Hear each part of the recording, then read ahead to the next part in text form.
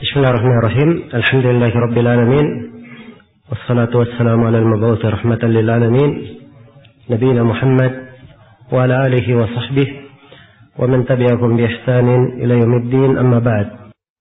Ini sesi yang ke-33 dari pembahasan kita mengkaji Kitab Tauhid karya Syekhul Islam Muhammad bin Abdul Wahhab rahimahullahu ta'ala. InsyaAllah pada malam hari ini kita akan memasuki bab yang ke-57. Berkata penulis rahimahullahu ta'ala, babun nahyi an sabbir rih. Bab larangan terhadap mencaci maki angin. Iya. Bab larangan tentang mencaci maki angin. Yang akan diterangkan di sini oleh penulis rahimahullahu ta'ala tentang keharaman seseorang itu dari mencela angin. Dan angin adalah hal yang dimaklumi, apa yang dimaksud dengan angin. Apakah itu yang datang dari timur, dari barat, utara maupun selatan. Dan sisi pendalilan penulis di dalam bab ini, atau maksud beliau membawakannya, bahwa mencaci maki angin itu adalah sama artinya dengan dia mencaci maki yang mengatur angin. Dan yang mengatur angin itu adalah siapa? Allah subhanahu wa ta'ala. Karena angin itu berjalan dengan perintah Allah. Maka siapa yang mencacinya, mencaci makinya, maka ini tentunya akan merusak tauhid. Bertentangan dengan apa? Bertentangan dengan tauhid. Jadi ini maksud penulis rahimahullahu ta'ala di dalam bab ini. Ya, beliau ingin membawakan hadits yang menjelaskan tentang larangan mencaci maki angin. Iya, karena itu artinya sama saja dia mencela Allah yang mengaturnya. Dan tentunya hal itu bertentangan dengan tauhid. Kata beliau rahimahullah, beliau sebutkan satu hadits di sini sebagai sumber pembahasan. Kata beliau, an Ubay ibn Ka'ab radhiyallahu anhu, anna Rasulullah sallallahu alaihi wasallam qala, la tasubbu ar-rih, fa idza ra'aytum ma takrahun faqulu Allahumma inna nas'aluka min khairi hadhihi ar-rih wa khairi ma fiha wa khairi ma umirat bihi wa na'udzu bika min syarri hadhihi ar-rih wa syarri ma fiha wa syarri ma umirat bihi. Kata beliau, sahahahu at-Tirmidzi. Kata beliau dari Ubay bin Ka'ab radhiyallahu anhu, sungguhnya Rasulullah sallallahu alaihi wasallam bersabda, la tasubbur rih, jangan kalian mencela angin. Apabila kalian melihat sesuatu yang tidak menyenangkan, maka berdoalah. Ucapkan doa, Allahumma inna nas'aluka min khairi hadhihi rih. Ya Allah, sungguhnya kami meminta kepadamu kebaikan dari angin ini. Wa khairi ma fiha, dan kebaikan apa-apa yang terkandung di dalamnya. Wa khairi ma umirat bih, dan kebaikan apa-apa yang dia diperintah dengannya.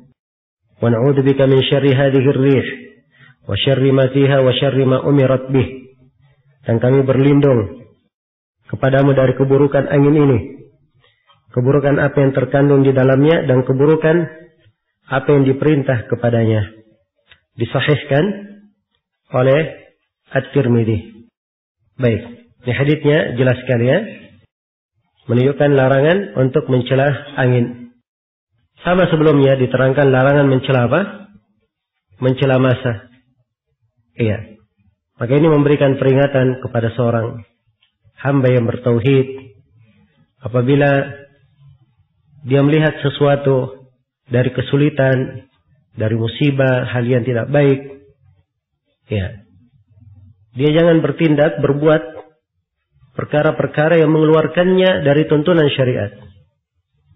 Perkara-perkara yang mendatangkan kebencian Allah Subhanahu wa taala, seperti dia mencela, mencerca, ya. Dan hal-hal yang menunjukkan ketidakridhaan. Nah, ini harus dijaga oleh seorang hamba dari kesempurnaan apa? Tauhidnya. Iya. Dan tentunya melanggar hal ini akan menghilangkan dari kesempurnaan tauhid tersebut, adalah hal yang menafikan tauhid. Hal yang menafikan tauhid. Baik.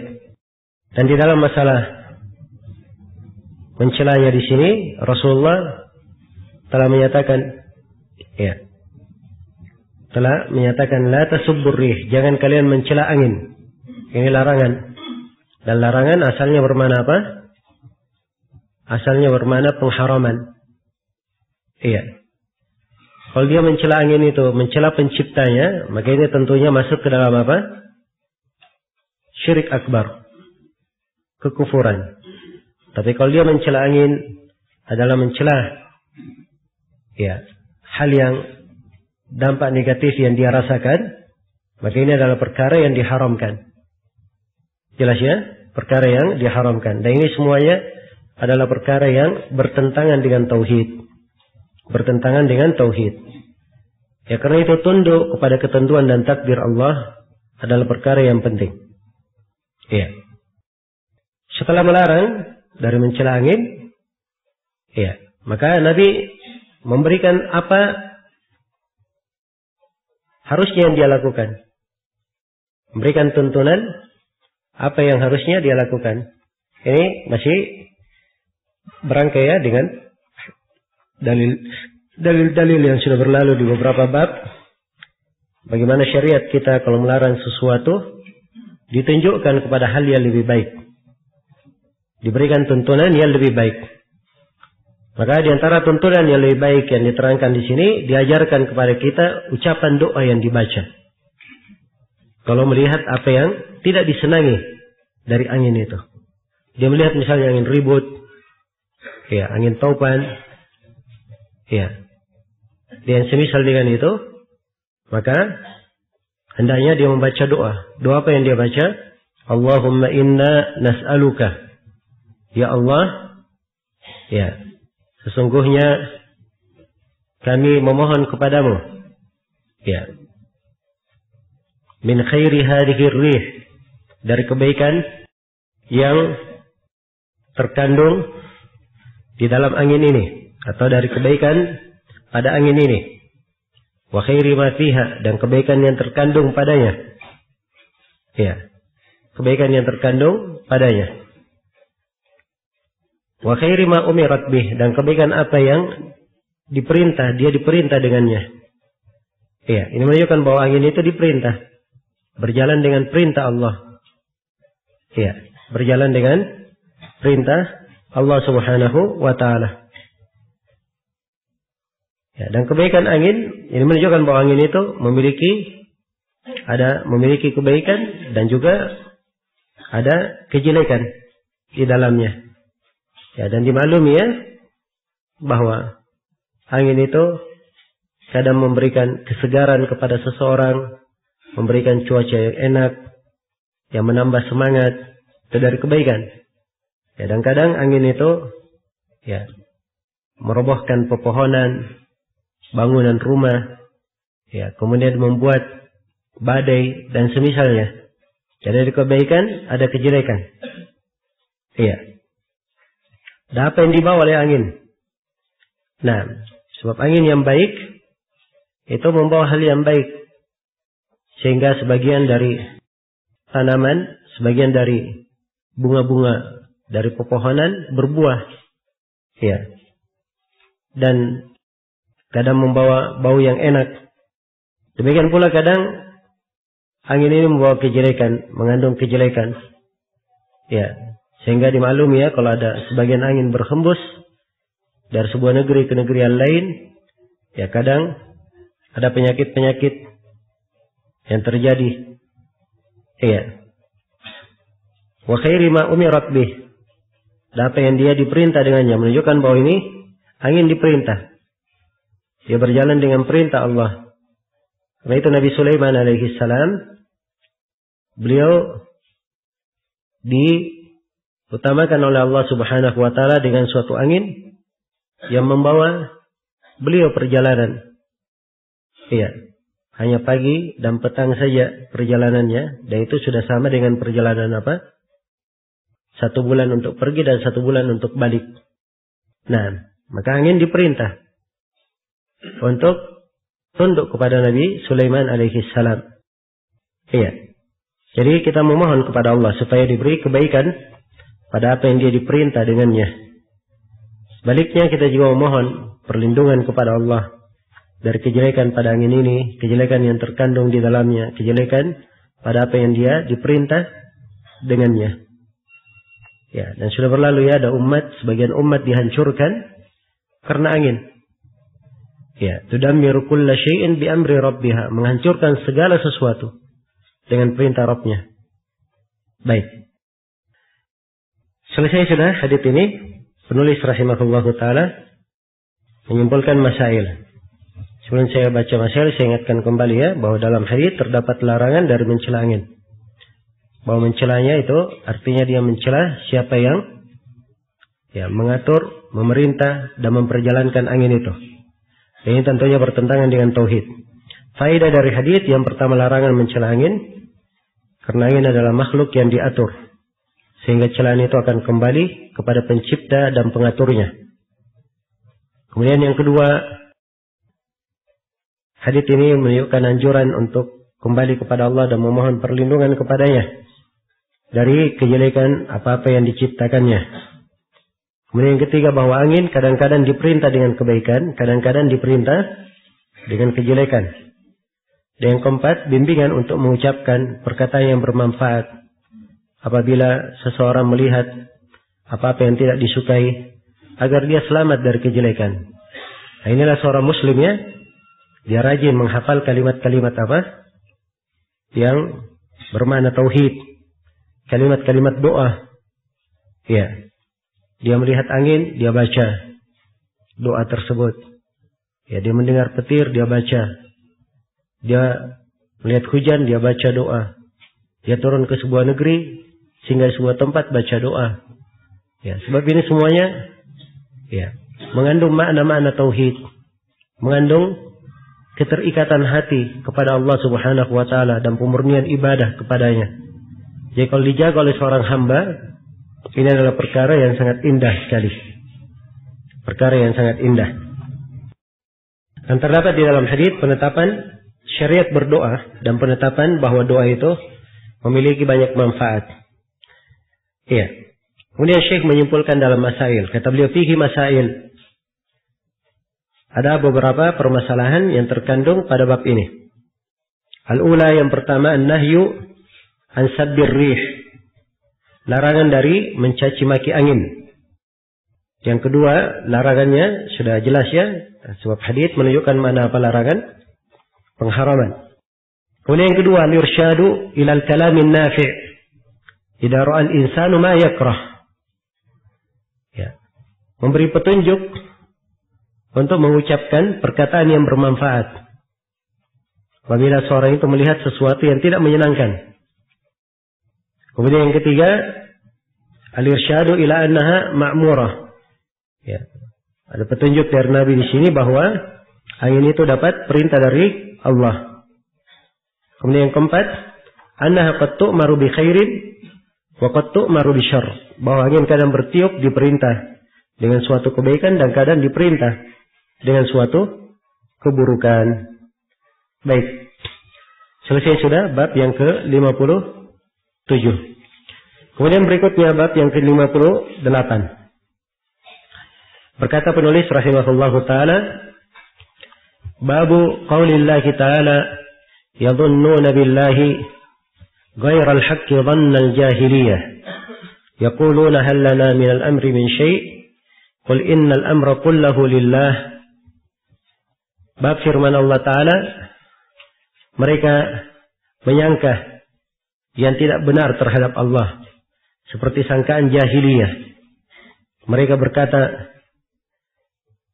ya, apakah ada bagi kita barang sesuatu dari hak campur tangan dalam urusan ini? Katakanlah sesungguhnya urusan itu seluruhnya di tangan Allah.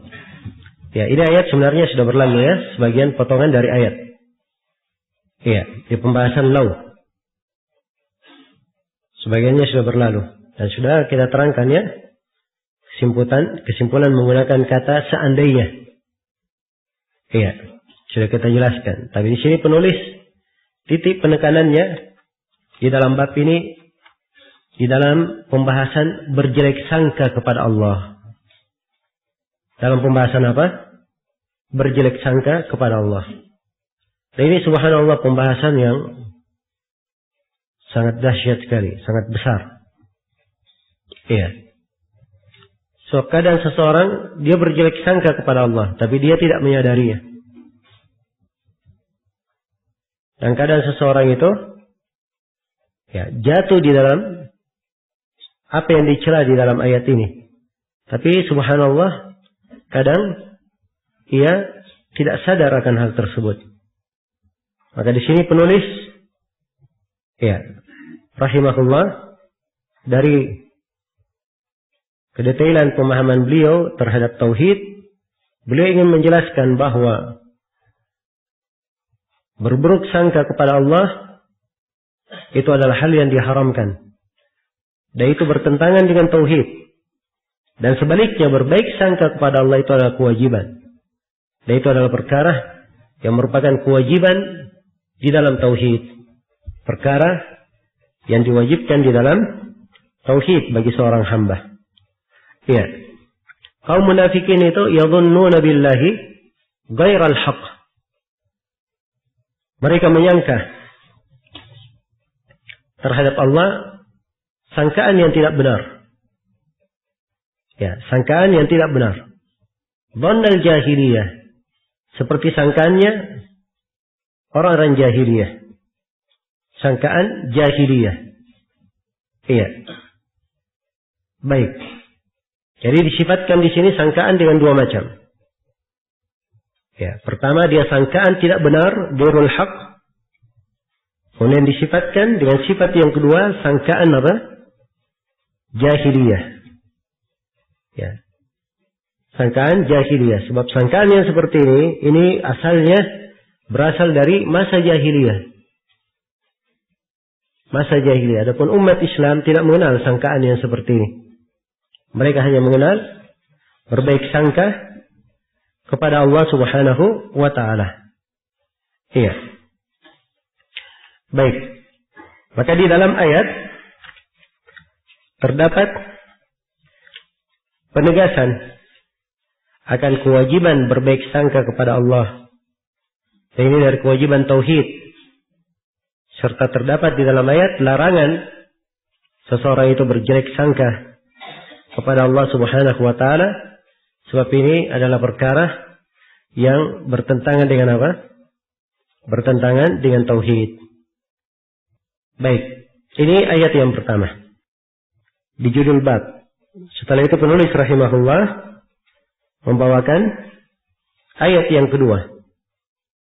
Kata beliau rahimahullahu ta'ala,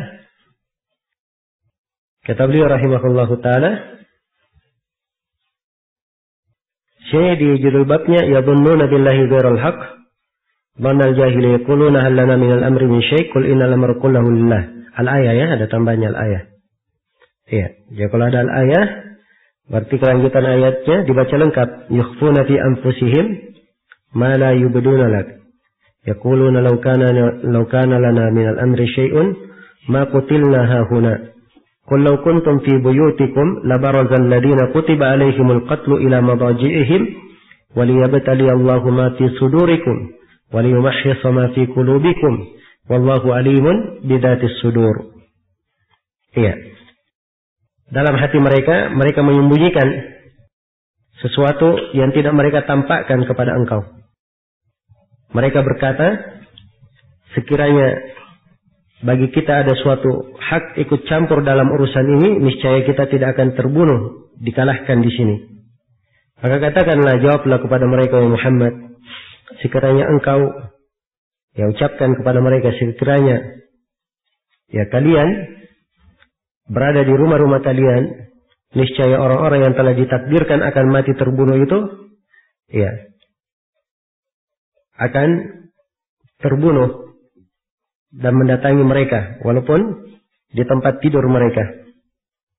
Nah, dan Allah berbuat demikian untuk menguji apa-apa yang ada di dalam dada kalian dan untuk membersihkan apa-apa yang dalam hati kalian. Dan Allah Maha mengetahui isi hati kalian.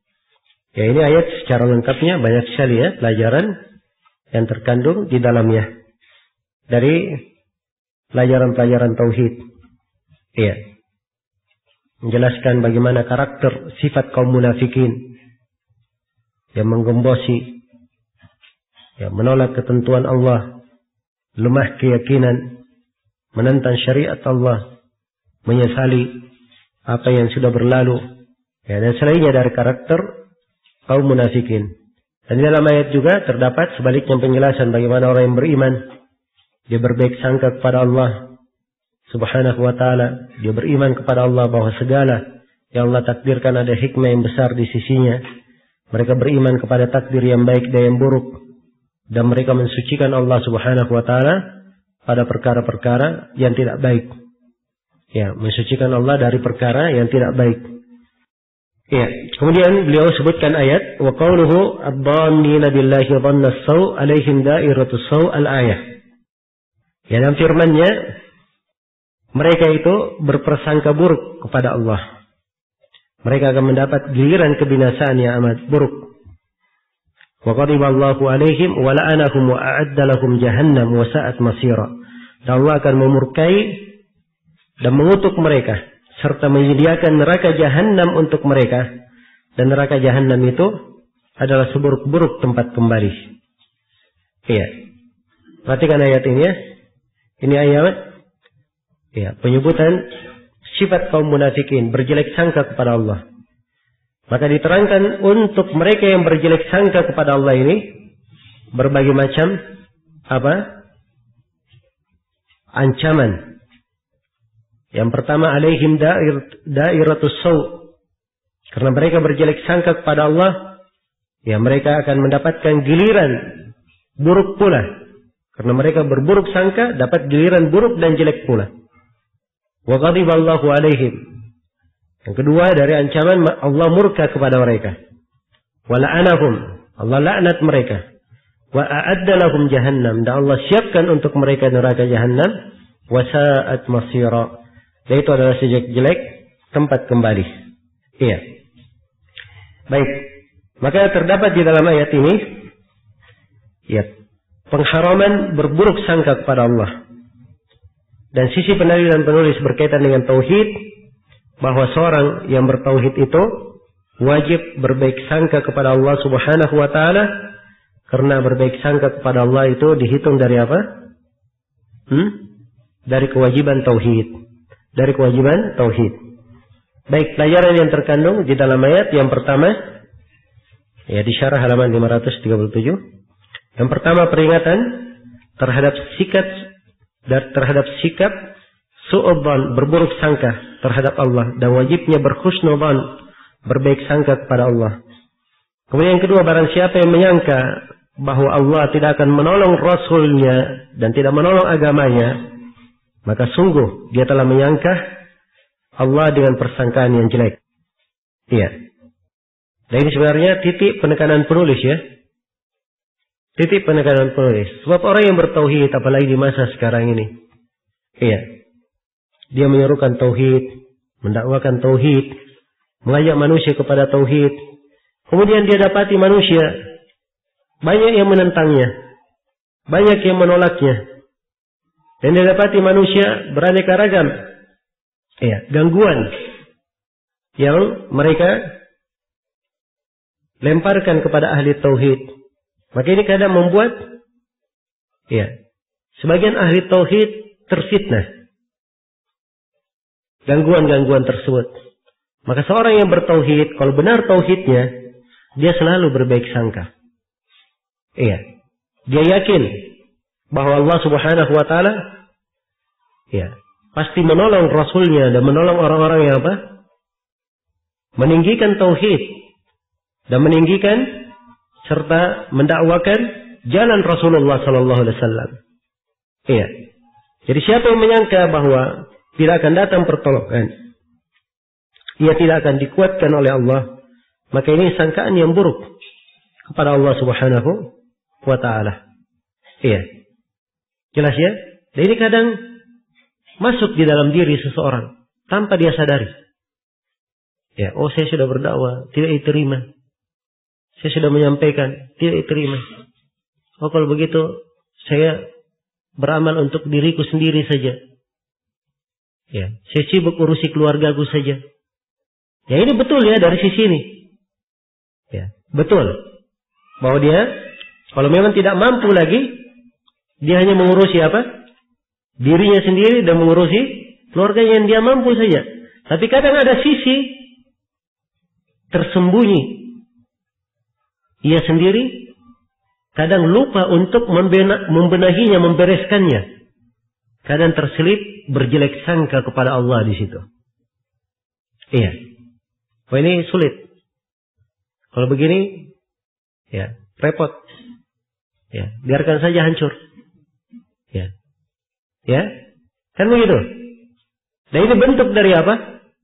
Berjelek sangka. Ya, seorang yang bertauhid harus memiliki kekuatan apa? Baik sangka kepada Allah. Dia hendaknya qawiyul amal.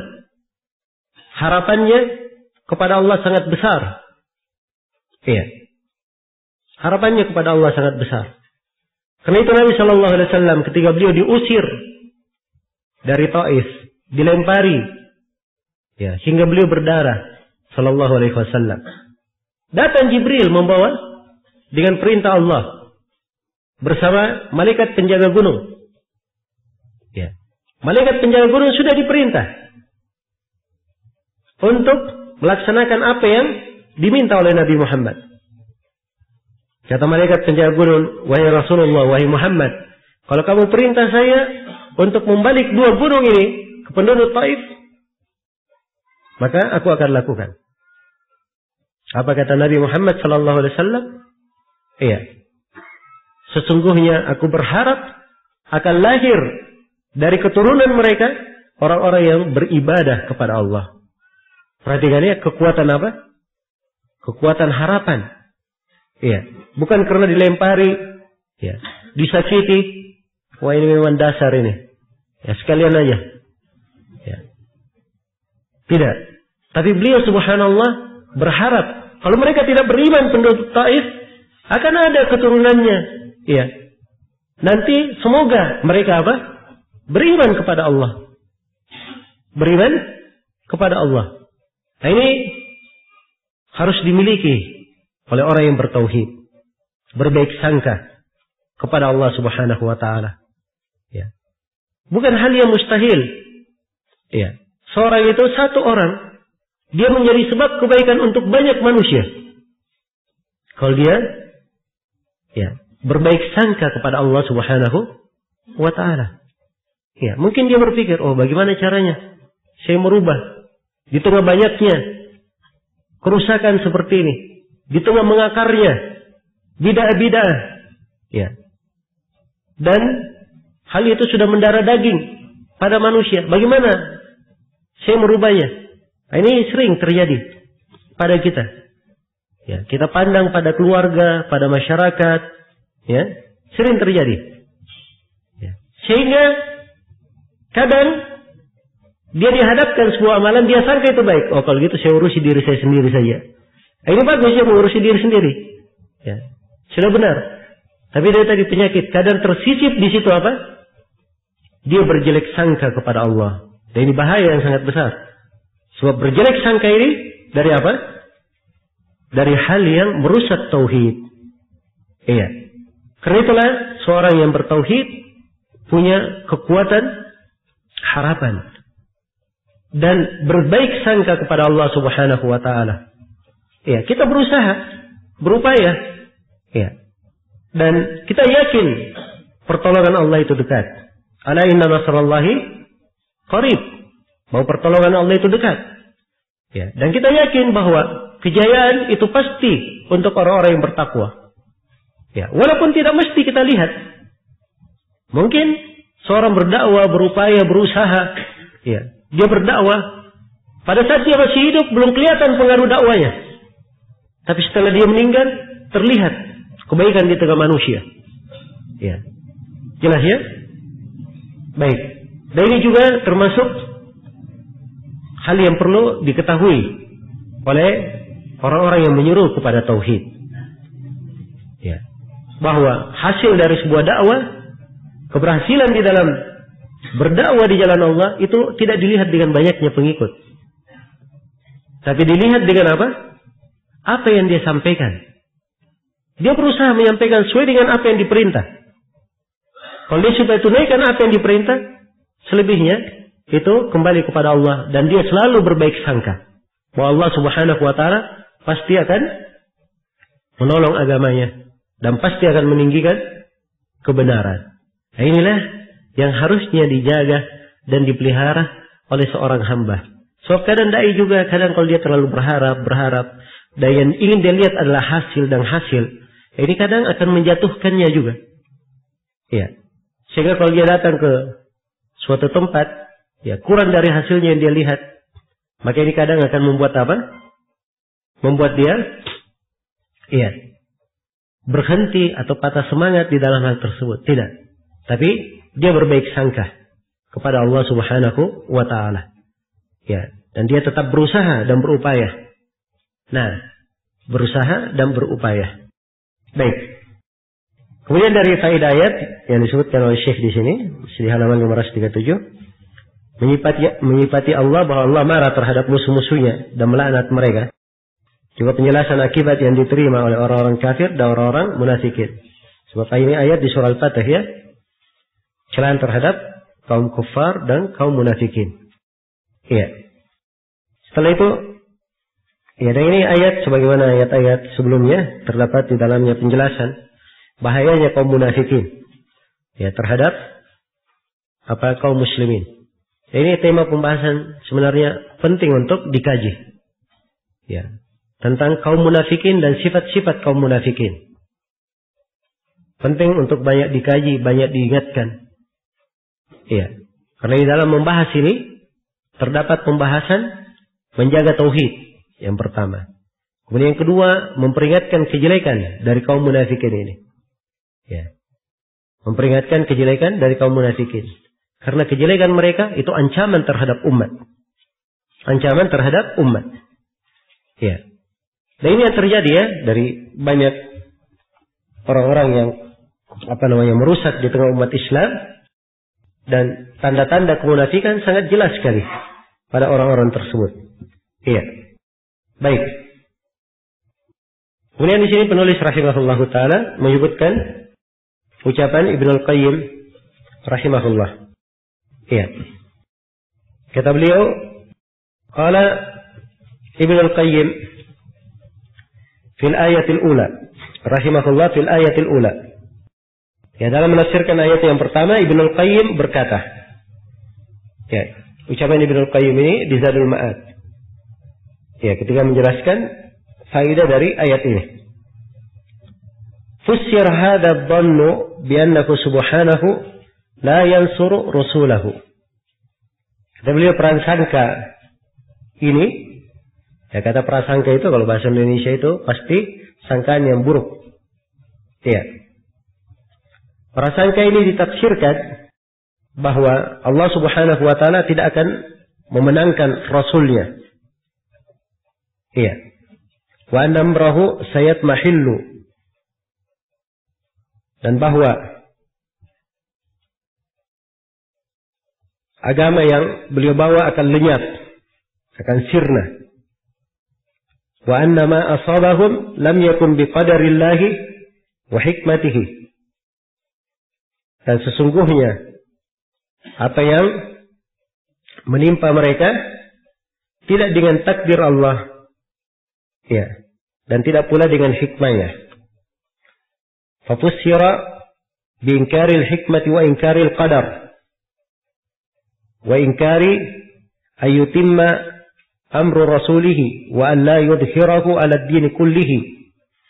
Ya, dan ditafsirkan pula dengan mengingkari takdir, mengingkari adanya hikmah Allah, mengingkari bahwa perkara Rasulnya akan disempurnakan dan dimenangkan oleh Allah atas segala agama.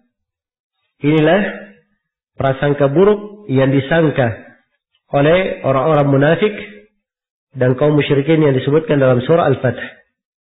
Iya. Kata beliau, wa hadha huwa ad-dhannu as-su' alladhi dhannahu al-munafiquna wal musyrikuna fi surah Al-Fath. Baik, jadi kesimpulannya di sini sangkaan jelek yang disangka oleh kaum musyrikin itu ada berapa?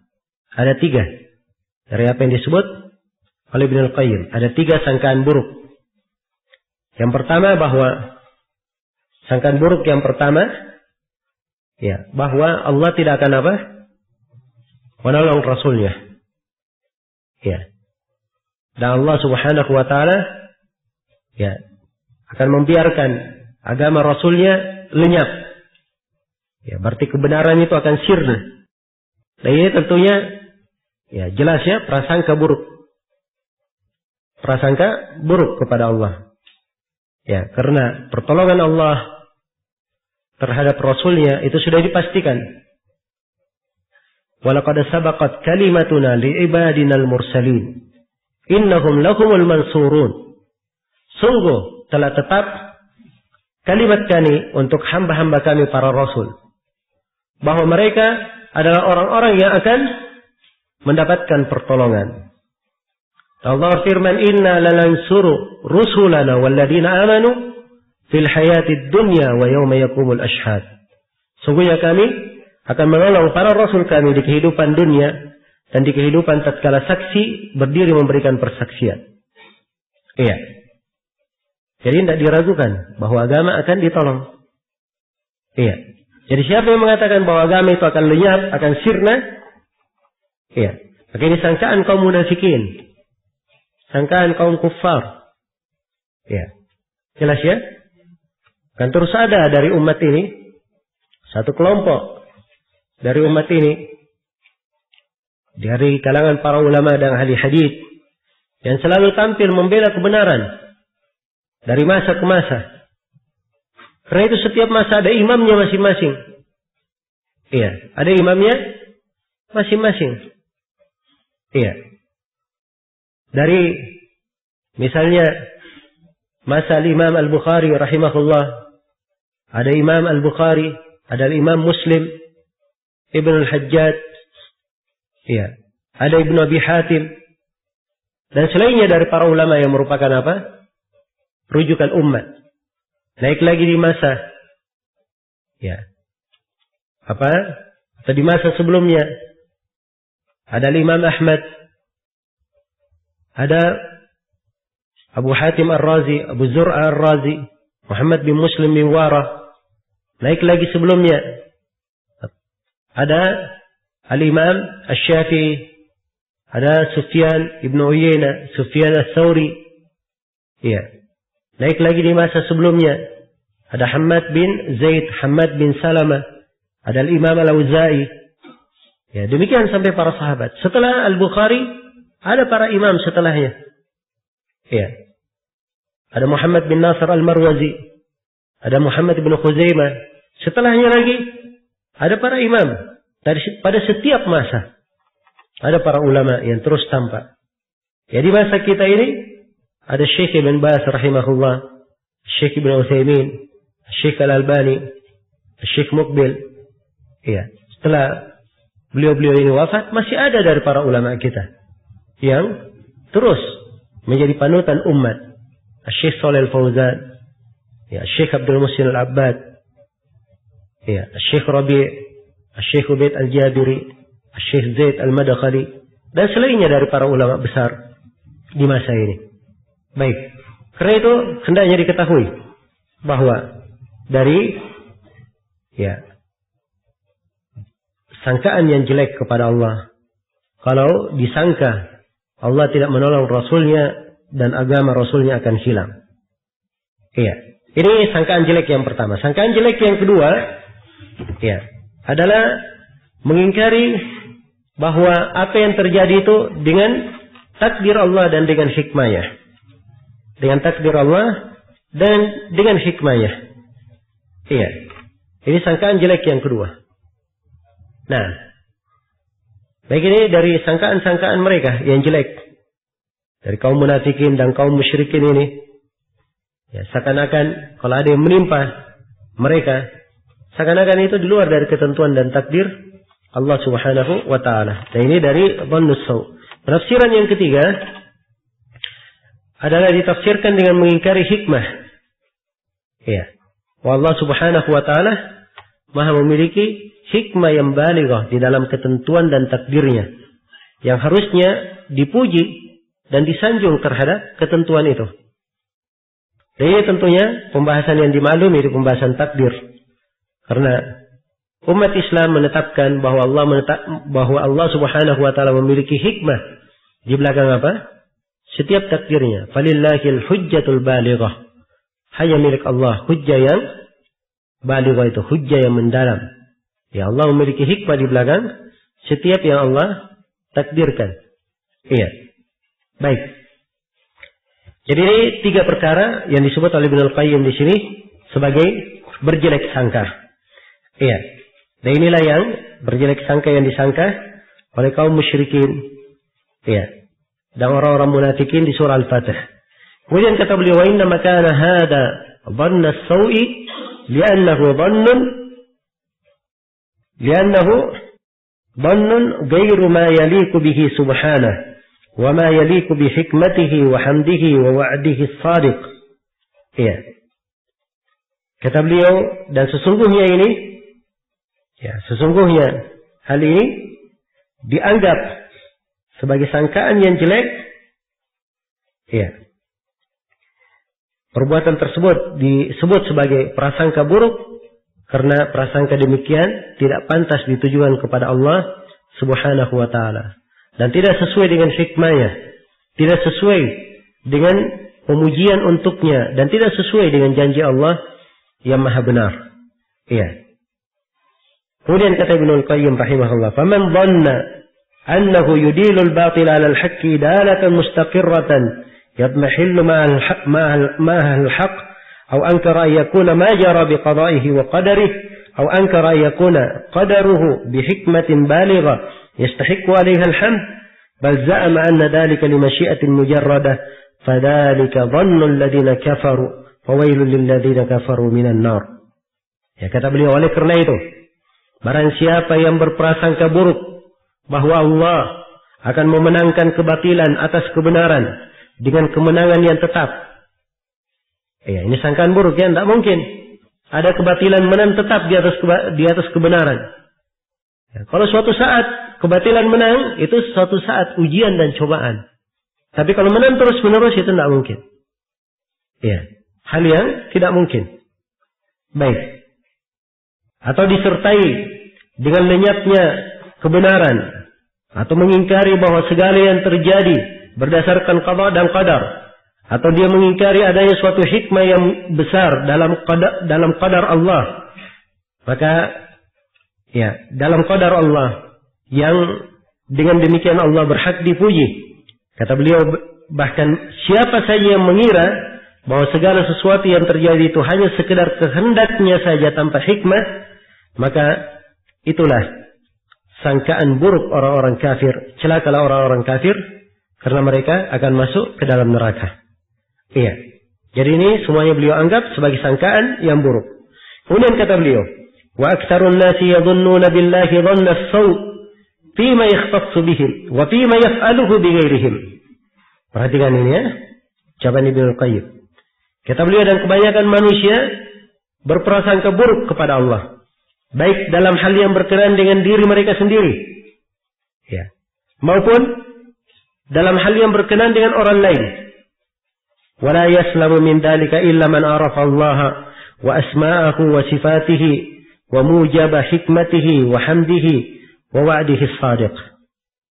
Kemudian kata beliau, dan tidak ada yang selamat dari prasangka buruk ini kecuali orang yang mengenal Allah, mengenal nama-namanya, mengenal sifat-sifatnya, dan mengenal kepastian adanya hikmah dan keharusan adanya pujian bagi Allah dan konsekuensinya. Iya. Baik. Ini Ibnu Qayyim terangkan bahwa orang yang selamat dari sangkaan buruk itu disyaratkan dia mengenal Allah, mengenal nama-namanya, mengenal sifat-sifatnya, kemudian mengenal kepastian akan adanya hikmah, hikmah dan pujian terhadapnya, serta konsekuensi dari pujian tersebut. Baik. Karena itu sekali lagi tauhid berbaik sangka. Dan berbaik sangka ini akan membawa kebaikan bagi seorang hamba. Kemudian kata beliau, maka kata Ibnu Qayyim, "Falyatanil labibun nasih li nafsihi bihadha wal yatub ila Allah wa yastaghfirhu min dhannihi bi rabbih dhanna as-saw." Kata beliau, maka orang yang berakal lagi cinta nasihat kepada dirinya sendiri, hendaknya dia memperhatikan masalah ini dan bertobat kepada Allah serta memohon ampun atas prasangka buruk yang dia lakukan terhadap Allah.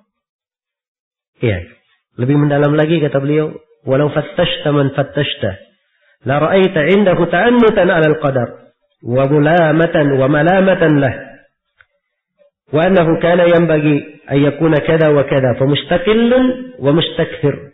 وفتش نفسك هل أنت سالم أم لا فإن تنجو منها تنجو من ذي عظيمة وإلا فإن لا إخالك ناجيا. Kata Ibnu Qayyim, kalau kamu meneliti maka kamu akan dapati pada diri kamu, akan dapatkan pada diri seseorang siapapun dia sikap penolakan. Sikap penolakan. Atau sebelumnya kata beliau, hendaknya orang yang cinta nasihat. Orang yang cinta nasihat. Hendaknya orang yang berakal lagi cinta nasihat kepada dirinya sendiri. Hendaknya dia memperhatikan masalah ini dan bertobat kepada Allah. Serta memohon ampun atas prasangka buruk yang dia lakukan kepada Allah. Kemudian kata beliau, apabila kamu meneliti, niscaya akan engkau dapatkan pada dirimu. Atau engkau akan dapatkan pada diri siapa saja yang kamu teliti. Padanya ada suatu penolakan terhadap takdir. Padanya ada suatu celaan terhadap takdir. Dan dia berkata bahwa seharusnya terjadi begini dan begitu. Kata beliau, "Pamustaqillin wa mustakthir." Yang seperti ini ada yang sedikit, ada juga yang banyak di dalamnya. Jadi kata beliau, sekarang periksa manusia. Maka jarang dari manusia lepas dari prasangka buruk ini. Hanya saja kadarnya berbeda-beda. Ada yang sedikit, ada yang banyak. Ada yang sedikit dan ada yang banyak. Kemudian beliau tegaskan, "Wafattish nafsaka, fahal anta salimun am la?" Maka silakan periksa dirimu sendiri, jangan periksa orang lain dulu. Periksa diri apa? Diri sendiri. Apakah kamu sudah terbebas dari sifat berjelek sangka ini atau belum? Jika kamu selamat darinya, maka selamatlah kamu dari suatu petaka yang besar. Walaupun sedikit. Walaupun sama sekali aku tidak menganggapmu sebagai orang yang selamat. Maksudnya apa ucapan ini? Bahwa jarang ada orang yang selamat dari perkara ini. Karena itu kita harusnya memiliki kekhawatiran. Dan orang yang bertauhid harusnya selalu menjaga dirinya di atas husnul dzan ini, berbaik sangka kepada Allah Subhanahu wa taala, agar supaya dimudahkan segala urusannya dan Allah Subhanahu wa taala memberikan kepadanya berbagai kebaikan. Baik, selesai sudah? Ucapan Ibnu Qayyim, kemudian Syekh rahimahullah menyebutkan masail di akhir pembahasan. Kata beliau, fihi masail. Terdapat di dalamnya sejumlah masail. Al-ula, yang pertama, tafsiru ayat Ali Imran. Tafsiran ayat pada surah Ali Imran. Ini sudah kita terangkan. Yang kedua, tafsiru ayat Al-Fatih. Ini juga sudah berlalu. Yang ketiga, ikhbar bi anna dalika anwa' la tuhsa. Pengabaran bahwa prasangka buruk itu beraneka ragam. Iya, beraneka ragam. Ibnul Qayyim menyebutkan 3 bentuk. Tapi sebenarnya bentuk yang seperti ini bukan pembatasan. Ya, bukan pembatasan. Karena itu kewajiban kita banyak memeriksa diri. Jangan sampai, dia ini apa? Su'udzan, berjelek sangka. Ya, berjelek sangka. Jelas ya? Kadang sebagian orang, subhanallah, kalau ada orang lain yang berjelek sangka pada dirinya, dia tangkap. Ini si fulan ini su'udzan ini terhadap saya. Ini si fulan ini berjelek sangka terhadap saya. Jadi kalau berkaitan dengan dirinya, dia pandai menangkap. Ini jelek sangka. Ini jelek sangka. Tapi dia sendiri berjelek sangka kepada Rabbnya, tidak bisa dia apa? Dia hitung pada dirinya. Iya. Dan inilah banyak dari manusia. Iya. Dia hanya pandai menghitung aib pada orang lain, tetapi aib pada dirinya sendiri apa? Banyak dia telantarkan. Iya. Tidak mampu dia singkap. Iya. Dan ini dokter-dokter yang bermasalah. Iya. Jelas ya, dia obati orang lain pandai, tapi dirinya sendiri tidak pandai dia apa? Ya, dia obati. Nah, yang keempat kata beliau, annahu la yaslam min dalika illa man arafa al-asma was sifat wa arafa nafsahu. Ya. Penjelasan bahwa tidak ada yang selamat dari prasangka buruk ini kecuali orang yang mengenal nama-nama dan sifat-sifat Allah. Nah, ini pokoknya ya, dia harus mengenal apa? Nama-nama dan sifat Allah. Sebab ini adalah hal yang menyebabkan seorang hamba itu kuat di atas apa? Di atas kebenaran. Iya. Baik. Wa arafa nafsahu, dia mengenal dirinya, dia harus periksa dirinya. Ya, kesalahan-kesalahan yang dilakukan oleh dirinya. Selesai sudah ya, jadi kandungan dari bab ini secara umum terdapat bahwa berjelek sangka itu adalah menafikan apa? Kesempurnaan tauhid. Menafikan kesempurnaan tauhid. Dan berjelek sangka juga itu berkaitan dengan masalah apa? Dia meniadakan ya, keimanan terhadap nama-nama dan sifat-sifat Allah. Ya, karena Asmaul Husna itu maha husna kan, maha baik. Ya, dan sifat Allah maha tinggi. Jadi kalau dia berjelek sangka terhadap Allah, berarti dia juga ada kekeliruan pasti di dalam apa? Memahami nama-nama dan sifat Allah Subhanahu wa taala. Selesai sudah bab yang ke berapa? 58 ini. Kemudian penulis rahimahullah berpindah ke bab yang ke 59. Baik, ini saya kira malam ini sampai sini dulu materi ya. Ya, sebab ini sisa sedikit babnya. Kalau saya lanjut materi malam ini nanti ya cepat habis materinya.